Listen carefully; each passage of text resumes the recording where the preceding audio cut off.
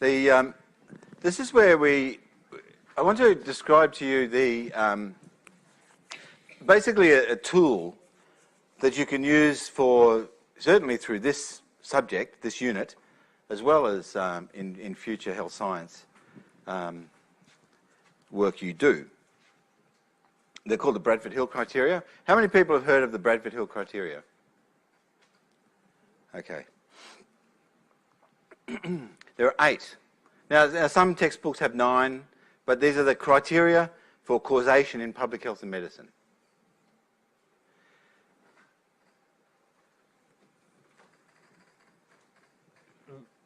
Almost no research satisfies all of the 8 criteria. But the more of them, the more of these ones that I'll talk to you about that you satisfy, the more likely you are to have causal evidence. Evidence that A causes B. So, let's have a look at 3 very different examples from health sciences. For example, Marshall and Warren, in their research into Helicobacter pylori, they uncovered the main cause of peptic ulcer and a significant risk factor for stomach cancer. They were Australian researchers. Now, this is the picture of them there. So Professor Marshall and Dr. Warren discovered that infection by the very common spiral bacterium Helicobacter pylori causes gastritis, and that's associated with dyspepsia and ulcers, and also increased the risk of stomach cancer. That was in the 70s and 80s. The discovery of the organism in the stomach lining of patients and its causal role in gastritis was followed by a remarkable experiment by Barry Marshall, who's the one on the left. This is an interesting example, and very relevant to this lecture, because what he was up against was traditional thinking. People in the medical fraternity, he lived in Western Australia, and he was convinced that his theory was that gastritis was caused by Helicobacter infection. And people said to him, oh, look, come on, please. It's caused by stress and caused by diet. We know that. And then, so he would talk to other doctors and they'd say, oh, look, stop. He'd go along to lectures. And he was known at the university for kept raising this theory about Helicobacter and gastritis. And no one believed him. Dr. Warren did believe him. And together they started to apply for research funds. So they applied for funds to the National Health and Medical Research Council. Unsuccessful, unsuccessful, unsuccessful. Each time the responses were, oh, look, please. We already know the answer. We already know what causes dyspepsia. It's stress and diet. Traditional thinking. Tenacious thinking, right? We've always known that to be the case. And they said no. So what Barry Marshall did was he got a fairly heavy concentration of Helicobacter and mixed it up with some liquid in the laboratory, drank it, gave himself ulcers, then took antibiotics and cured them.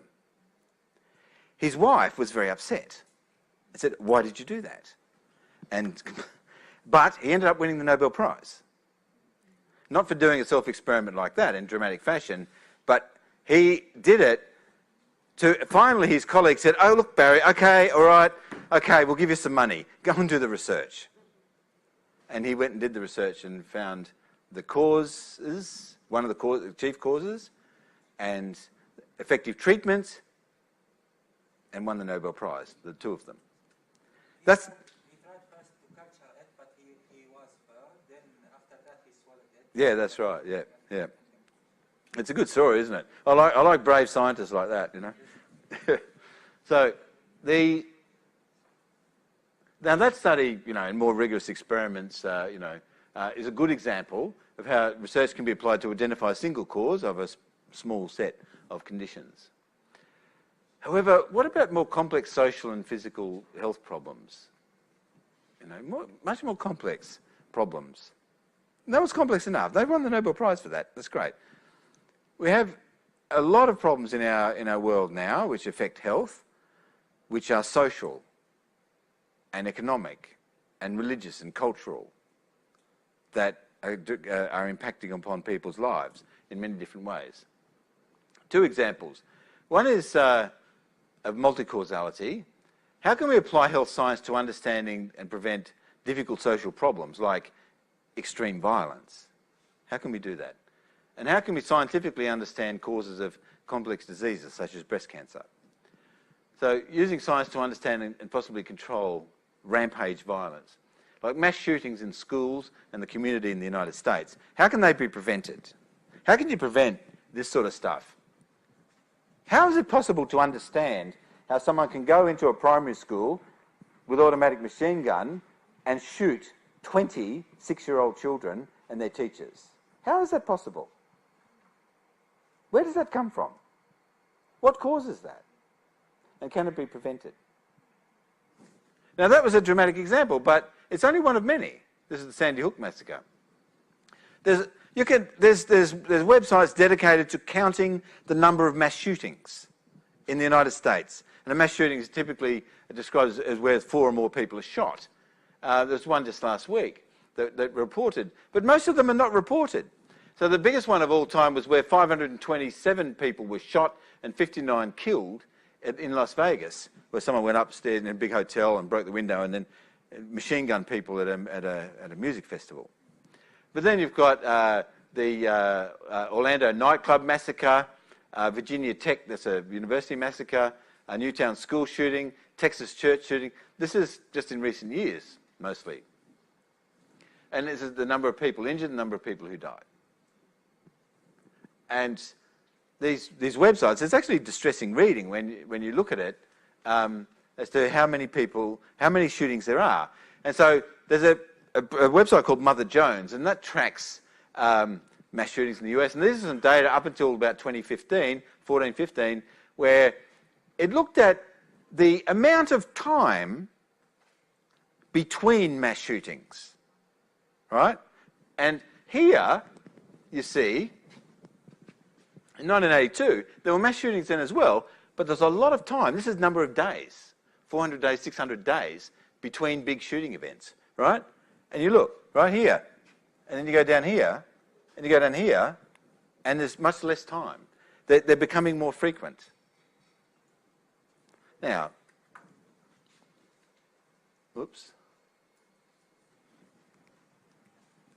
Oh, this is another way of looking at them, epidemiological. It's the number of mass shootings, deaths and injuries from up in those years. There's lots of different ways of looking at these numbers. Now, there's a researcher called Madfus wrote a paper called In Search of Meaning. Are school rampage shootings random and senseless violence? This is, remember at the beginning I said, okay, what you want to do in health science is separate the idea that something is random and uncontrollable from something that is not random or is at least understandable and controllable and preventable. That's what we want to do. That's why we're here. So researchers are starting to treat mass shootings epidemiologically. So solid evidence is needed to inform policies, training, system preparedness, and practical methods to prevent rampage violence. Unfortunately, evidence for the effectiveness of prevention is fairly limited at the moment. The new research approaches are needed. So what you want to do, this is in the primary school, the Sandy Hook Primary School. You don't expect to see that in the primary school.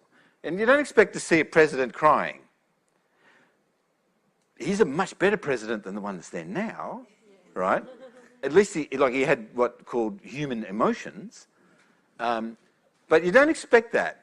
And what you really don't expect then is after the massacre of 26-year-olds in a primary school, you don't expect to see rallies in support of guns. This is after the massacre of little children and their teachers. This is a rally to defend the right to bear arms and to buy military-style assault weapons in corner shops in the United States.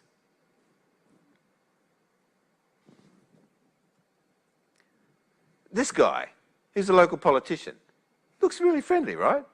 Looks like the sort of guy you'd like to vote for, doesn't he? God. This is Mums for Guns. Mums for Guns. Protecting the right to bear arms. Fight criminals, not gun owners. This is Fox News. This is pure evil. And she personifies that pure evil, says, Ann Coulter, guns aren't the problem, demographics are.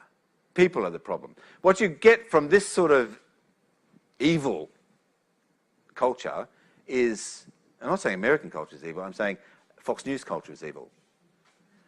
And what you get from that, every single time they say, oh, there was a mass shooting, 20 kids have been shot in a school, or 50 people have been killed in a supermarket, this deranged individual was mentally ill. We have deranged individuals in Brisbane as well. What we don't have is assault weapons. All right?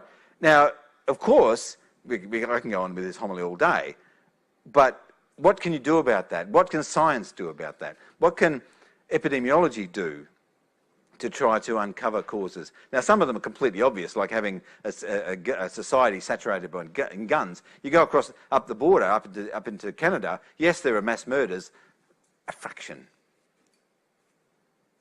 Yes, there are people who murder people in Japan. It's a tiny, tiny, tiny fraction of what happens in the US. So I think that much of the...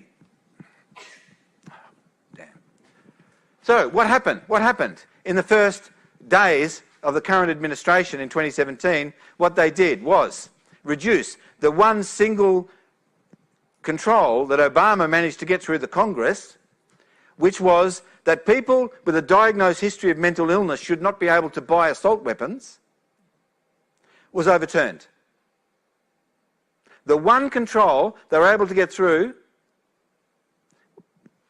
to prevent mentally ill people from buying assault weapons and ammunition was regarded as too much control over guns.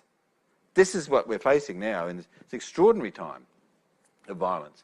Now, so we go back to, so MADFIS has done a lot of work in school shootings in the USA and is trying to understand these causes. These are observable patterns saying, look, the emotion is terrible. What we need is calm, rational approaches. There are patterns here that need to be understood. We're in early days of understanding why someone will kill strangers with assault weapons and how that can be prevented. But this is where some science is going to try and prevent this sort of stuff. Many mass killings in the US and Canada have one thing in common, misogyny, hatred of women. And this is also happening in India and in some other countries, that there's a new generation of angry young men who are unable to get sexual partners. And they call themselves, incels, involuntarily celibate. And now you have incel warriors. And there was one recently where in Toronto in Canada, a young man got into his car and ran over and killed about 10 people and injured another 10 or 15 people. Before he went, he posted on Facebook, he was out there as an incel warrior to get back at the women who refused his advances, and just went out in the street and ran over a whole lot of women. And so this is happening in various different places. It's a new thing, because to understand that, you have to understand the loneliness of these men, their anger, the availability of pornography, the use of social media. There was a young man who was an incel warrior right at the start in about 2004, and he set up this concept of being involuntarily celibate, went out and killed a lot of people, and he was killed himself, and he's like a martyr. So when some of these young men run out and start killing women, either stabbing them or shooting them or running them over, they mention his name and they put that on their Facebook site or on Instagram. Now, how many of them are there? We don't know. Why is it that in Australia, the number of women murdered in 2018-19 is double what it was a couple of years ago? Why is that? Now, this is probably not the same phenomenon, but what it is there's a lot of anger and bitterness, which is part of the time we live in. I don't want to be depressed. But what you can do is look at that as about as complex a problem that you can think of that needs to be understood. And we hope that you can use, I believe you can use epidemiology to do it. So one of the epidemiological approaches, if you're interested in violence research, and it's becoming a big feature in society, like the United Nations, in the Sustainable Development Goals from 2016 to 2030, has 5 of those goals that are related either directly or indirectly to violence. Violence against women, violence against children, and violence generally in society. And the objectives of globally, to the extent that people still believe in the United Nations and still operate within that framework, the objectives are to reduce violence. And hopefully, by the year 2030, it will be reduced. This was one study in North Carolina. It was done looking at prevention of homicide in the workplace. This is one state. Now, North Carolina is a lovely place. It's got some great universities in North Carolina. One study in one state, the researcher said, oh, okay, I'll find 105 workplaces where people have been murdered at their workplace. And I'll compare them to about the same number of workplaces where no one's yet been murdered. And I'll look at the characteristics of those workplaces to do like a case control study. Yes, someone was killed at this post office, or 4 people were killed there, or 3 people were killed in that McDonald's, and 4 people were killed in that, factory. And these other similar workplaces, people were not killed. You compare the case with the control. Now, you'll cover this much more in this subject. And he was able to find some fairly basic things that, and they interviewed people and talked about the security measures and looked at the physical environment. And basically, this was one in Aurora, Illinois on February 16, where 5 workers were shot dead and 4 police were shot. What the conclusions from this one study in North Carolina was that the study systematically compared the cases, the work sites, with the control places, and found that the environments were considered, and the odds, and looked at the adjusted odds. Anyway, those places where deaths had not occurred had brighter lighting outside. They looked like 7-Elevens. Why do you think 7-Elevens are so bright? Security alarm systems, and multiple compared to single physical barriers as security measures. So ultimately, I think our future, folks, is that everywhere we go will be very, very brightly lit, and there'll be lots of physical barriers, especially in the United States. Now, do these changes, do these aspects of the environment cause or lower the risk of a workplace incident? Very hard to know. The findings, they're interesting, but, they're not conclusive, of course. There's just one study. Are the findings consistent with other evidence?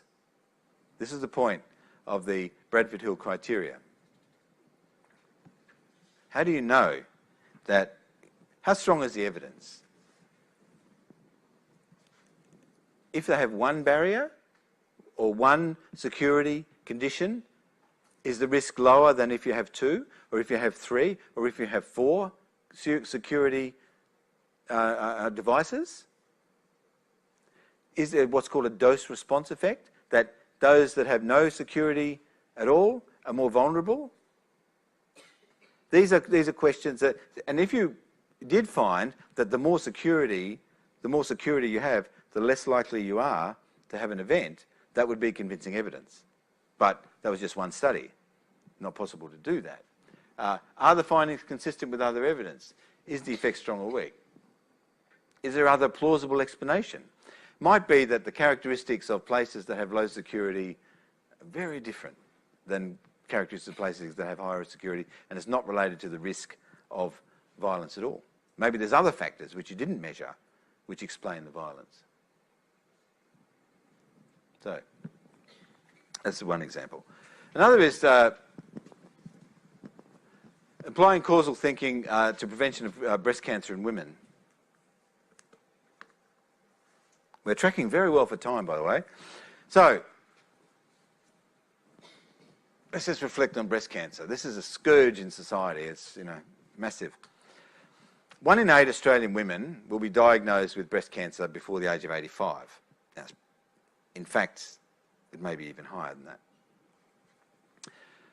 that. It's estimated that in 2018, 18,000 Australian women were diagnosed with breast cancer, about 50 a day. approximately 28% of new cancer diagnosed in women in Australia were breast cancer. The risk of cancer increases with age up until about the age of 80. About 25% of new breast cancer cases diagnosed in Australia are in women younger than 50 years of age. So, 5-year survival from breast cancer is increasing and now exceeds 90%. Some estimates put it as high as 91 or 92% 5-year survival. The biggest factor which reduces survival is, of course, late stage of diagnosis. It's a really good story about early diagnosis and treatment effectiveness with breast cancer at the moment. And there's just the age, the age distribution of breast cancer in Australia, as you can see. As you get above the age of about 75, the risk doesn't increase. Now, what causes it? So you've got the most common cancer in women, and the causes of breast cancer are not understood. It's remarkable. And this is, all throughout all societies, this problem. What's been noticed in observational studies? In this subject, in this unit, you will learn about observational studies. This is where simple associations. So what you find is age is related to breast cancer risk. So is weight and height. Taller women and larger women are more likely to get breast cancer. You don't have to be tall and large, just tall. There is a higher likelihood of getting cancer. A slight increase, right? Just because you're tall doesn't mean you get it. Genetics and family history. Presence of known or predisposing genes, well, if you get breast cancer at a very young age, chances are you have a genetic predisposition, either for that specific cancer or you have a genetic anomaly where your cancer suppression genes are not working, and you will develop, you're much more likely to get a cancer. But the older you are, if you get breast cancer at age 35, 40, the great majority of women will have identifiable genes. There's at least 6 genes now that have been identified as specific to breast cancer.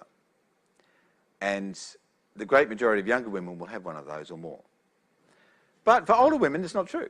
So if you get breast cancer at 55, 60, 70, the risk, the likelihood that you have a specific known, at least known currently, genotypes there's no strong association. So for older women, it's not genetic, largely, as far as we know now. There's so much research going on into factors related to the breast, the density of the breast and the previous breast disease, the hormones and menstrual history. Women who have babies and babies young and who breastfeed are less likely to get breast cancer. If you have multiple babies when you're young and breastfeed for relatively long periods, 6 months or more, with each baby, less likely to get breast cancer. But do you have a baby and breastfeed to prevent breast cancer? Probably not, right? There is an association. Lifestyle and health, well, high-fat diet, perhaps. Exposure to smoke, perhaps. Not strong association. High alcohol consumption seems to be associated. We're guessing, folks. Guessing.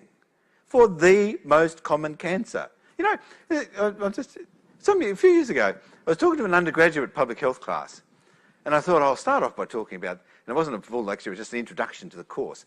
And I was showing some really positive statistics about, reduction in infectious disease and, reduction in motor vehicle accidents in Australia and in Western countries and showing the positive impact of public health. And I said, are there any questions? And one of the students who was there on their first day of a public health degree said, if so many of these problems have been solved, then why are we here doing this? Right? And I said, don't worry, there'll always be plenty of disease to go around and many, many complex causes. Isn't it remarkable that we're here in 2019 and we're guessing about the most common causes of cancer for women? And so much science has been thrown at this. So much epidemiology, as I'll explain in a minute.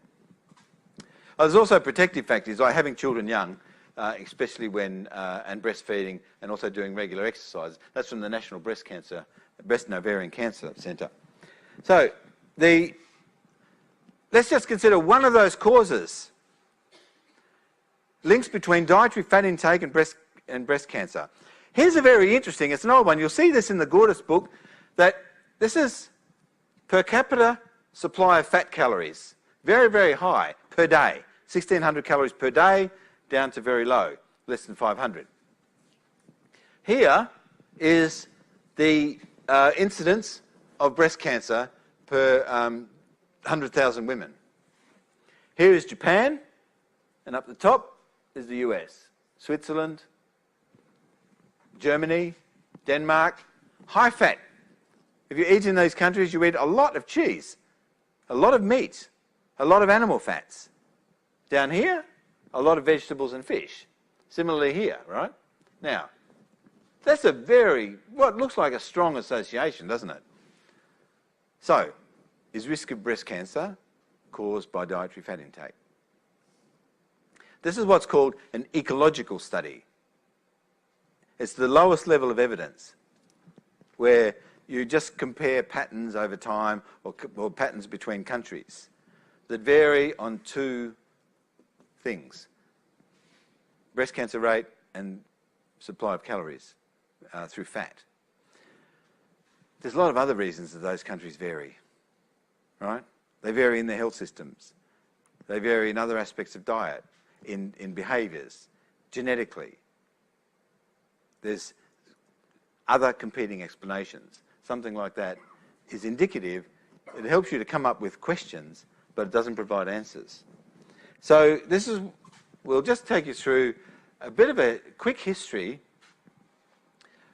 The properties of causes, right? You want X to occur with Y, right?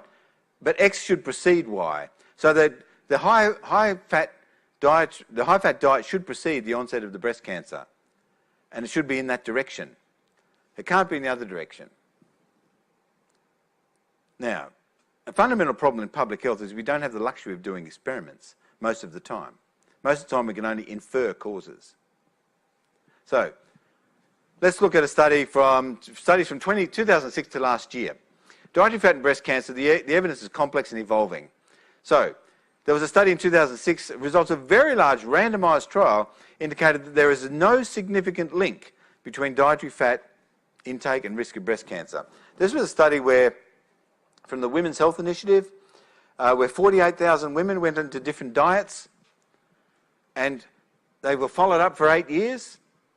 They're all postmenopausal women, and those with a modified low-fat diet and a normal diet, just a normal American diet, had no difference in the risk. Okay? So there's no evidence there. Then this study raised important questions about the previous slide, about is there really a link? Then the finding was confirmed. An epidemiologist estimated the relative risk of postmenopausal breast cancer from 17,000 women in the US. It was a cohort study where people were followed over time. No association between specific sources of fat during midlife and risk of postmenopausal breast cancer. Just 1 year later, a conflicting report emerged from a larger study. 188,000 postmenopausal women. Massive study.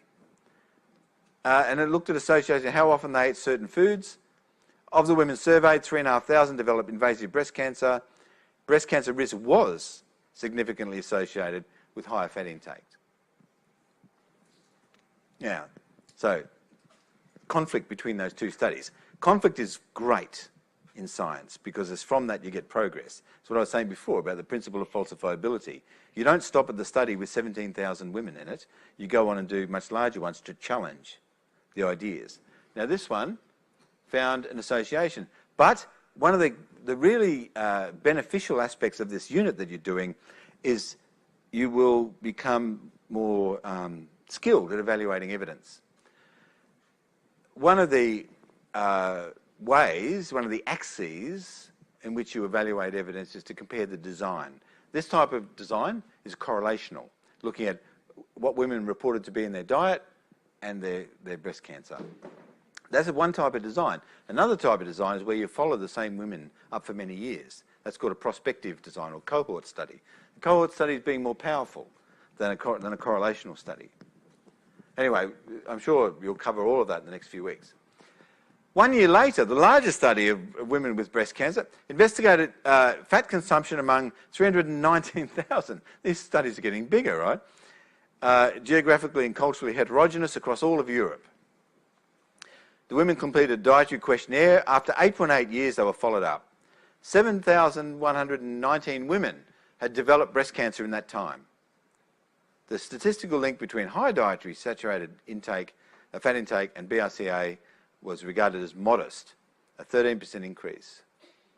No significant association with breast cancer with total monounsaturated or polyunsaturated fats. So some association in the highest level of fat intake compared to the lowest level. When you've got 319,000 women, some eat fat for breakfast. Others very rarely would eat it. When you compare the highest and lowest, you see a modest effect. When you look at the whole sample together, no effect. Then in the American Journal of Epidemiology, a few years later, Fung et al. Measured animal-based and vegetable-based low-carbohydrate diets, major food groups and all that.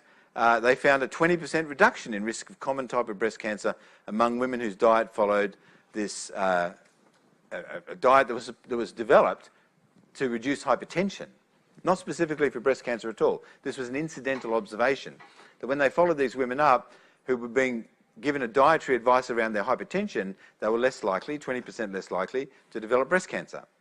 So maybe in that study of 86,000 women, it's massive, right, from the Nurses' Health Study.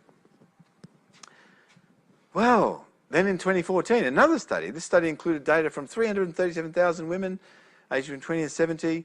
Women who regularly ate more than 47 grams of saturated fat per day were 28% more likely to get the breast cancer. Low-fat diet may improve 10-year survival. So it's getting more sophisticated. It's not just whether you get the cancer, but when do you survive after the cancer.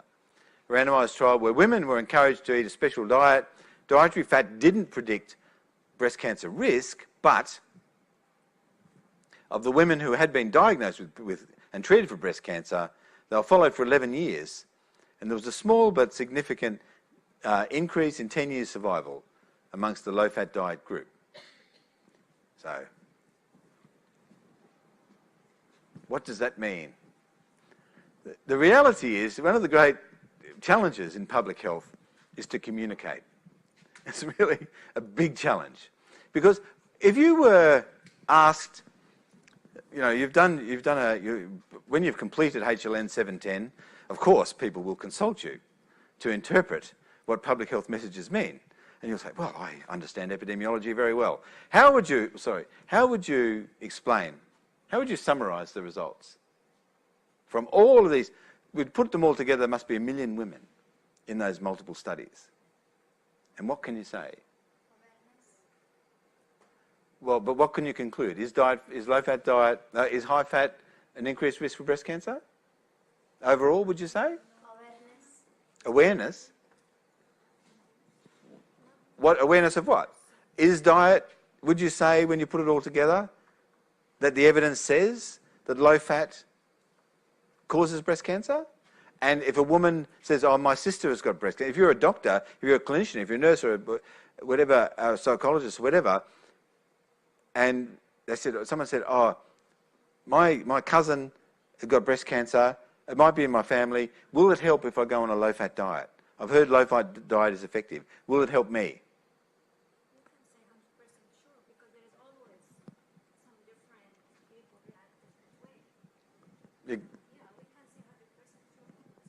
Yeah. Sure. Both points are relevant. I think that the making people aware of what the evidence, you raise awareness, making people aware of what the evidence means is very important, but also very difficult. One of the things that Philip will take you through in this subject is meta-analysis, which is about combining all of the evidence together. If you do that thoroughly, you can draw together the results from these 1 million women and get to a conclusion which you could use for advice, for clear health promotion messages, to summarise what collectively the science has shown. Overall, when you go to the breast cancer and breast and ovarian cancer resources, the various different websites, National Breast Cancer Institute, you'll find that they basically do say that low-fat diet may be effective. And what they do know is it's not going to do any harm. Right. So,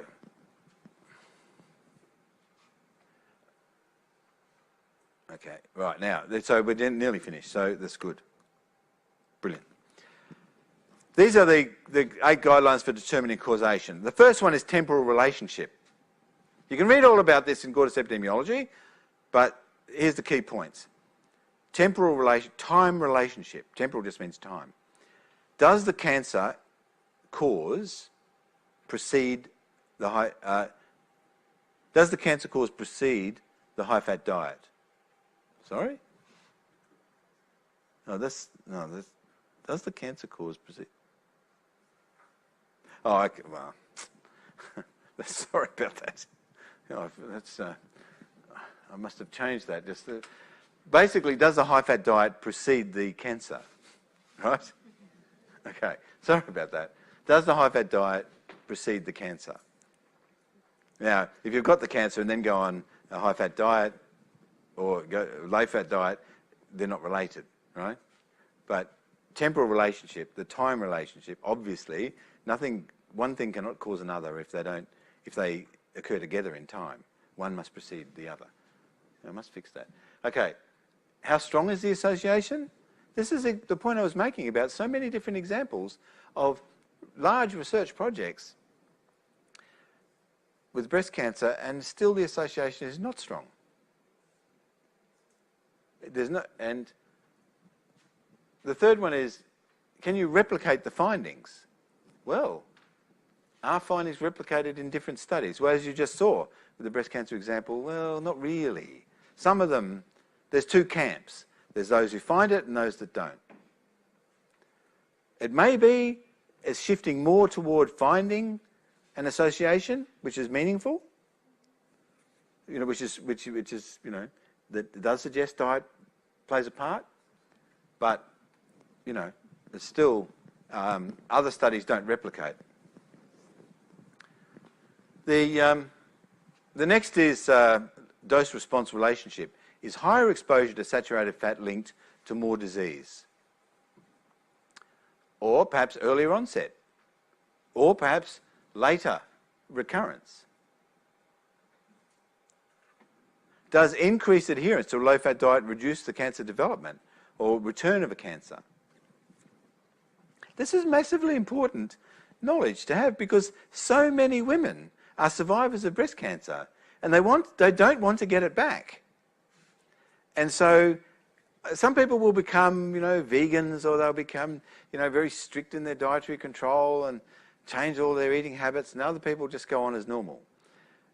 What is the answer? Well, the question is there a dose-response relationship? If you totally change your diet to remove all animal fats, is that more protective than if you reduce it by 70% or 30%? You just cut out butter and you cut out eating, animal fats. You cut all the fat, you trim all the fat off your meat before you eat it. Does that matter if you reduce your fat intake by 30% or 50%? Or do you have to eliminate all of it? If you have progressively more of a risk factor, higher dose, do you have a different response? So the dose-response relationship is particularly convincing. Like in pharmacology, you don't question that. Of course, if you increase the dose of a drug, you'll have different effects. Not always beneficial effects, but there's going to be the optimum dose that you can provide to reduce hypertension and so on. The same can be applied to this type of study. The next one is it biologically plausible? Is the link between cancer growth and dietary fat consumption consistent with knowledge of biological mechanisms? Well, it's absolutely essential to know that. There are no, right from the start of today, I said we want to get rid of chance and myth. You want to get rid of guessing. You want to get rid of randomness. You want an explanation which is biologically plausible. There's no magic. There needs to be a biological explanation. You may not have the complete explanation, but if it's not biologically plausible that a change in dietary behaviour by 50%, fat consumption, if there's no biological mechanism for that linking to breast tissue and the development of cancer in breast tissue, then you're guessing. So you need and the more biologically plausible your explanation is, the better. Have you considered alternative explanations? Have you done your study about diet and breast cancer, and then have you gone looking for black swans? Have you looked for alternative explanations? Have you looked for something which may explain what you found which isn't consistent with your hypothesis? You don't just rely on other people to question you. One of the fantastic things about science and health science is you question yourself and repeatedly do it.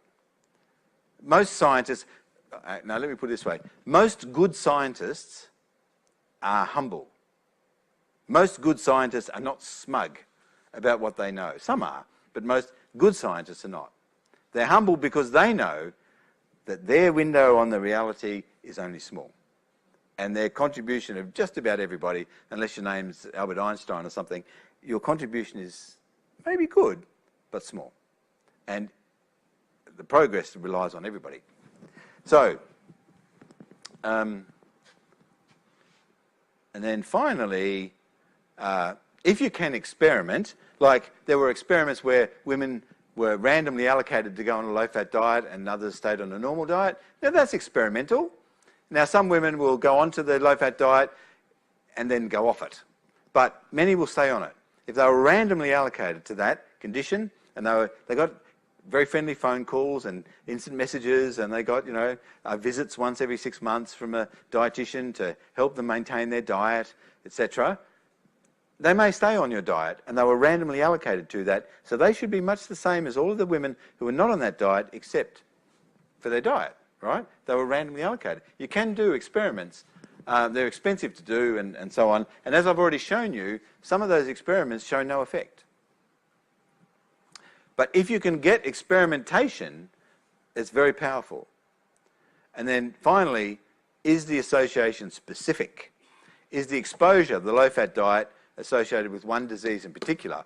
Now, of course, here, with breast cancer and diet, we would never reach this because high-fat diet is associated with many diseases. It's not specific. Of those 8 criteria, if you did the best research ever, you might satisfy all 8. But most research in epidemiology does not. It's impossible. You can't do an experiment and find the biologically plausible mechanism and show that this risk factor is specific to that disease, etc. But if you satisfy 3 or 4 of those criteria, you're more likely to be causal, to be able to say something about causes. So, finally, you can use these criteria for your decision-making tool and read about them in Gordon's epidemiology and use them to guide your critical analysis and the quality of evidence. Are there any questions? We covered a lot of ground, right? Okay. So it's been a pleasure talking to you, and I'll see you again. Okay, bye.